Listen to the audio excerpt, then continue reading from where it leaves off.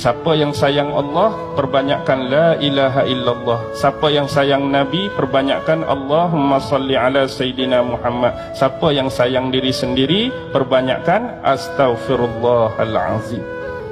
Satu-satunya yang Allah perintah, yang Allah sendiri buat, inilah. Allah suruh kita semayang, Allah tak semayang.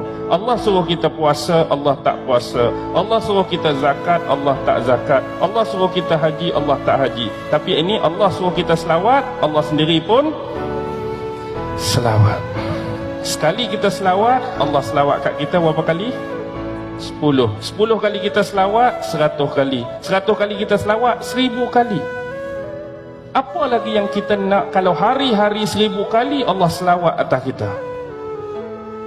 Tapi dah kita tak mau, kita abaikan selawat, kita lalaikan selawat, kita lekakan selawat. Kalau orang tahu fadilat dan kebesaran selawat, orang pasti tak akan meninggalkan selawat. Selain hubungan silah kita dengan Nabi Muhammad sallallahu alaihi wasallam, antara umat yang dia paling kasih ialah umat dia yang memperbanyakkan bacaan selawat atas dia.